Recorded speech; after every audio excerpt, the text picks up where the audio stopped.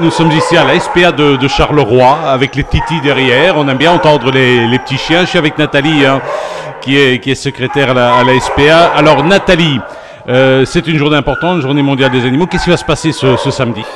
Nous avons voulu mettre à l'honneur tous les animaux. Donc il y aura différents stands. Un stand d'information sur les chats, la stérilisation, les puces électroniques. Un stand avec un ostéopathe pour chevaux et vente de bijoux animaliers.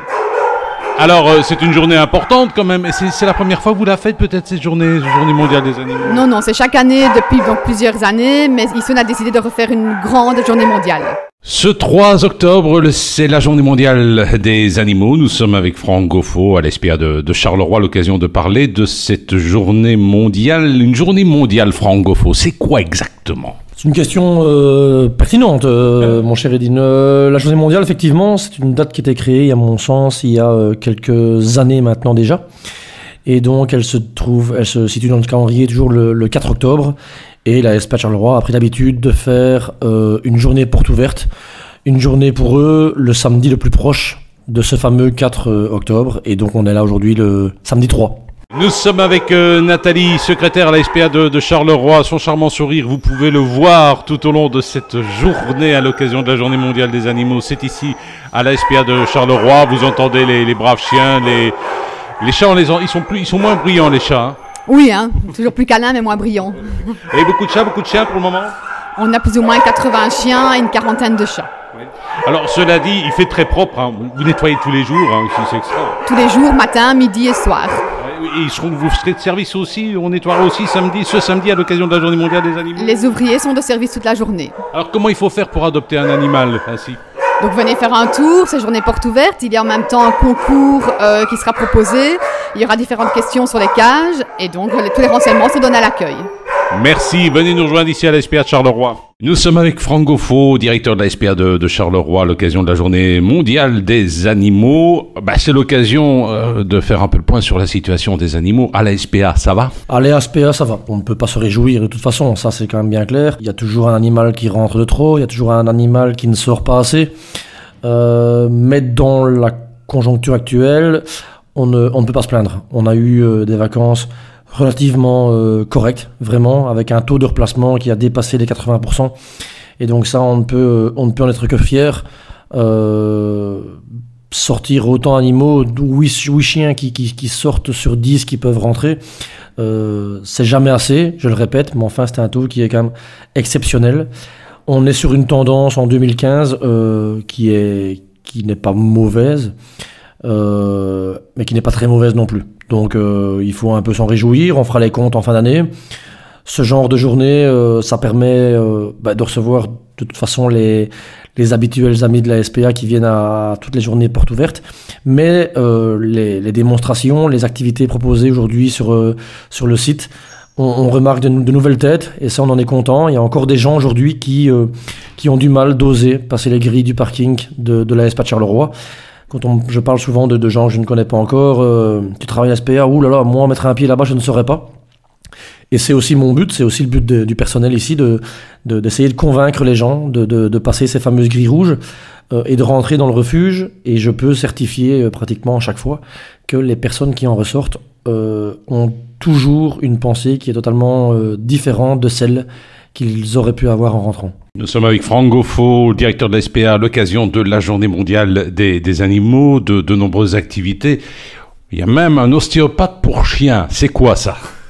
Il y a effectivement un ostéopathe pour chiens. J'ai envie de dire que c'est le même principe que pour nous. Donc, nos petites bébêtes à poil ont parfois un peu de mal au niveau des rhumatismes et des petites douleurs par-ci par-là. Et effectivement, c'est une spécialité qui permet aux chiens d'être soulagés, comme on pourrait l'être nous aussi avec les années qui sont sur notre dos. Nous sommes avec Franck Gauffaut. Ce samedi, c'est la journée mondiale des animaux. Venez nous retrouver à la SPA de Charleroi. De nombreuses activités. C'est l'occasion aussi de faire le point sur la SPA. Au niveau des chats, l'année dernière, je pense, ou l'année précédente, on avait ouvert notamment une nouvelle chatterie. Comment ça va ? Là, on ne peut être que satisfait vraiment du résultat aujourd'hui. L'an dernier, effectivement, on avait fait construire une nouvelle chatière, une salle de quarantaine pour nos amis les félins. Et donc, on a changé totalement notre manière de fonctionner au niveau des chats par rapport à la sortie. Et donc, effectivement, aujourd'hui, on remarque que l'animal qui sort du refuge est en bien meilleure santé que ne pouvait l'être auparavant. Le problème des chats est la période de quarantaine et la période d'incubation. Un chat qui peut paraître en super forme sur le comptoir de l'accueil en partant peut, dans 2-3 jours, se retrouver tout simplement cadavérique, un manque de faim, un manque de nourriture, un manque d'envie de se nourrir tout simplement, et c'était la mort. Ici, cette quarantaine nous permet vraiment de contrôler, de réguler beaucoup plus la partie santé du chat, et par rapport à l'image de marque et aussi principalement par le fait que c'est jamais agréable d'avoir un animal qui sort de chez nous et le perdre quelques jours plus tard. Aujourd'hui, on touche du bois, ça nous a coûté 200 000 euros. C'est une évidence, mais ces 200 000 euros ont vraiment été investis dans une chose qu'il fallait faire, et aujourd'hui on est vraiment très fiers là aussi.